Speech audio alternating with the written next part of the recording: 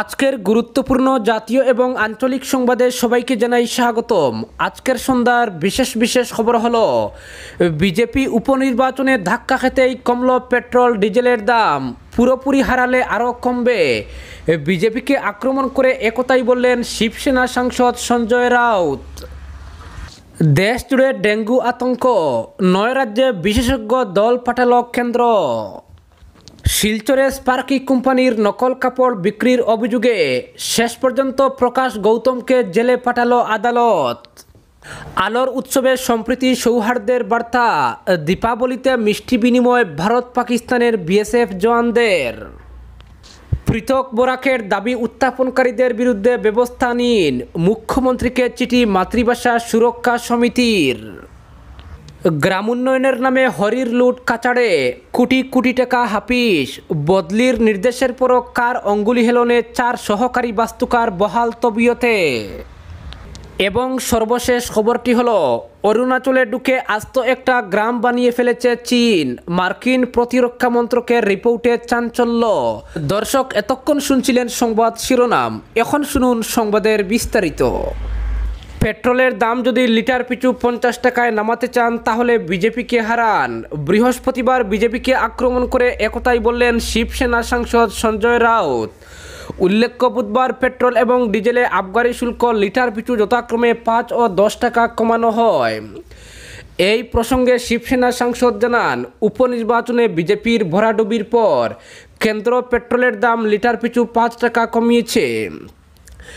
জ্বালানির দাম এখনই লিটার পিছু 25 টাকা কমানো দরকার, এরপর লিটার পিছু 50 টাকা কমানো দরকার। পেট্রোলের দাম লিটার পিছু 50 টাকা যদি করতে চান তাহলে বিজেপিকে পুরোপুরি হারান।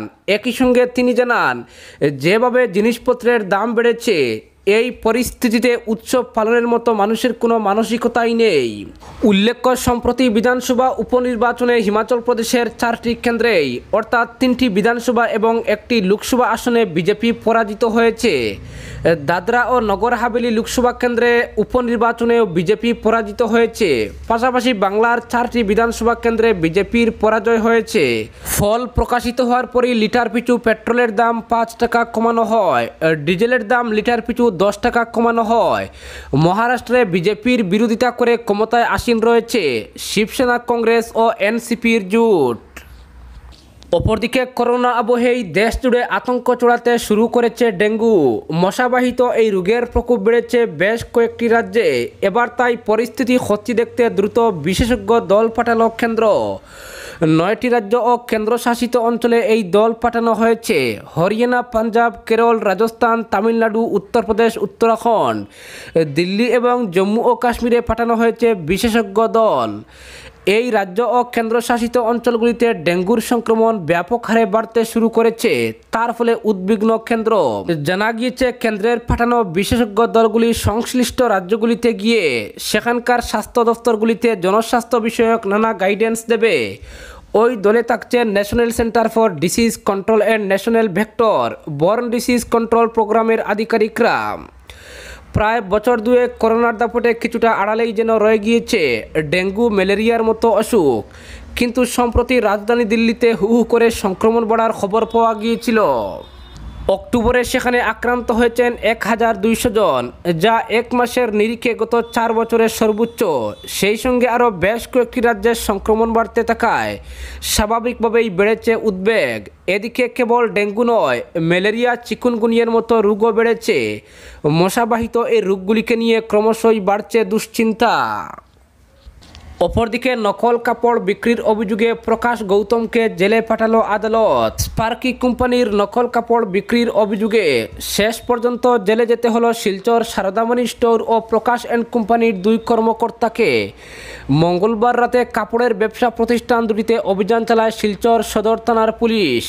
স্পার্কি কোম্পানির প্রচুর নকল জিন্স প্যান্ট বাজেয়াপ্ত করার পাশাপাশি আটক করে প্রকাশ অ্যান্ড কোম্পানির স্বত্বাধিকারী প্রকাশ পুগালিয়া এবং সারদামণি স্টোরের ম্যানেজার গৌতম মহালদারকে জিজ্ঞাসাবাদ করার পর বুধবার দুইজনকে গ্রেফতার করে পুলিশ।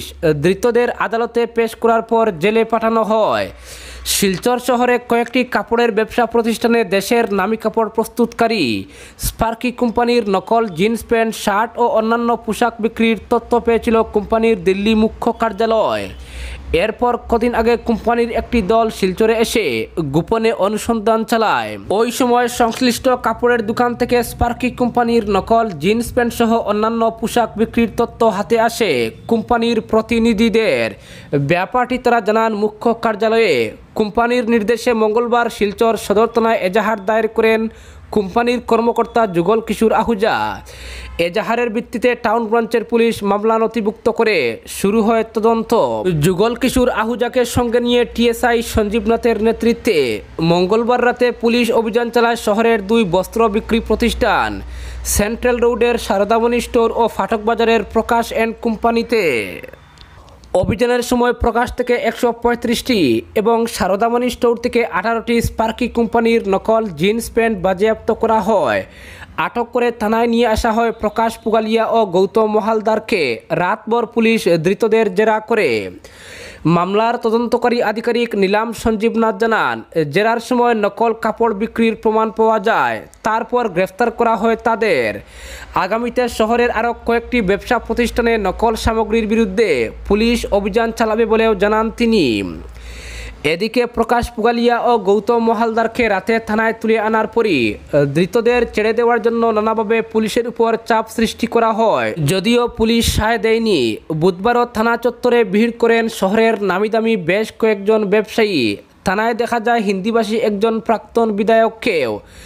ধৃতদের ছাড়িয়ে নেওয়ার জন্য পুলিশ সুপারের কার্যালয়েও কয়েকবার দৌড়ঝাঁপ করেন কিছু বড় মাপের ব্যবসায়ী, কিন্তু কিছুতেই কাজ হয়নি।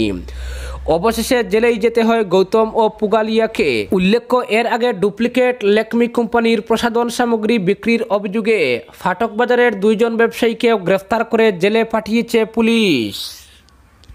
অপরদিকে পৃথক বরাকের দাবি উত্থাপনকারীদের বিরুদ্ধে ব্যবস্থা নিন। মুখ্যমন্ত্রীকে চিঠি মাতৃভাষা সুরক্ষা সমিতির। অসাংবিধানিক ও উস্কানিমূলক মন্তব্যকারীদের বিরুদ্ধে ব্যবস্থা গ্রহণের দাবি জানিয়ে মুখ্যমন্ত্রী ডক্টর হিমন্ত বিশ্ব শর্মার উদ্দেশ্যে একটি দাবিপত্র পাঠালেন বরাক উপত্যকা মাতৃভাষা সুরক্ষা সমিতির করিমগঞ্জ জেলা সমিতির সম্পাদক স্বপন কুমার বণিক।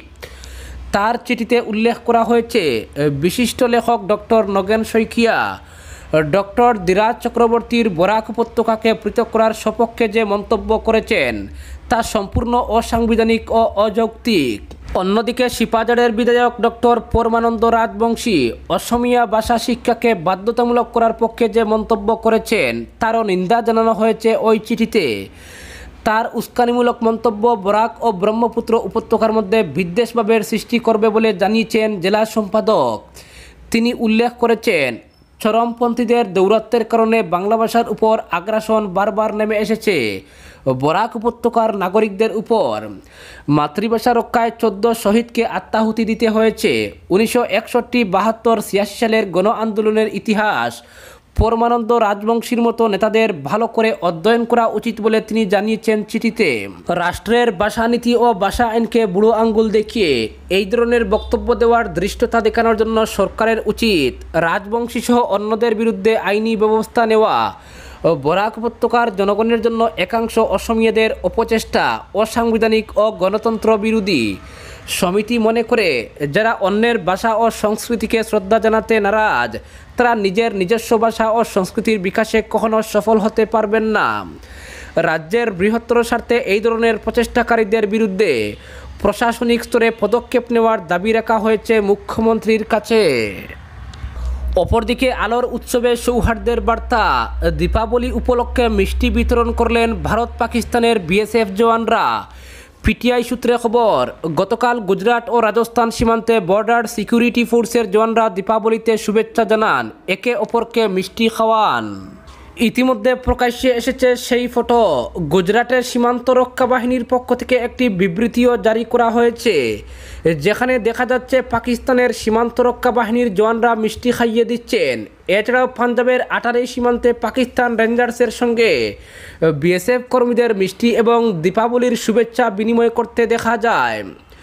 পিটিআই রিপোর্ট অনুসারে বিএসএফের পক্ষ থেকে জানানো হয়েছে, মিষ্টি ও শুভেচ্ছা বিনিময় পারস্পরিক সৌহার্দ্য, সম্প্রীতি, ভ্রাতৃত্ববোধ বৃদ্ধি করে দুই সীমান্ত রক্ষা বাহিনীর মধ্যে সীমান্তে বন্ধুত্বপূর্ণ ও শান্তিপূর্ণ পরিবেশ বজায় রাখতে গুরুত্বপূর্ণ ভূমিকা পালন করবে।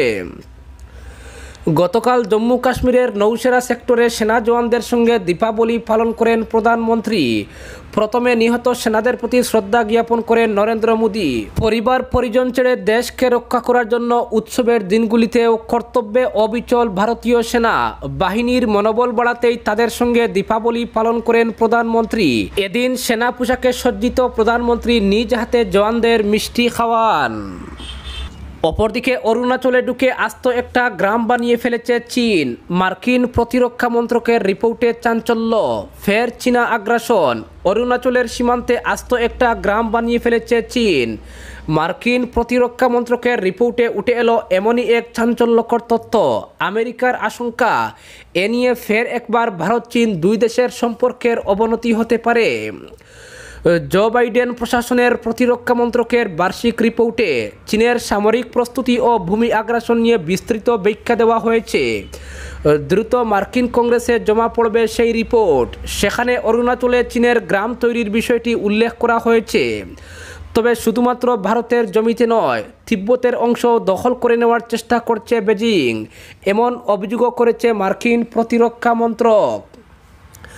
রিপোর্টে বলা হয়েছে, 2020 সালের কোনো একটা সময় গ্রামটা তৈরি করা হয়েছে। চীনের স্বায়ত্তশাসিত তিব্বতের অংশ এবং অরুণাচলের পূর্বাঞ্চলের বিতর্কিত জমিতে গ্রাম বানিয়েছে চীন।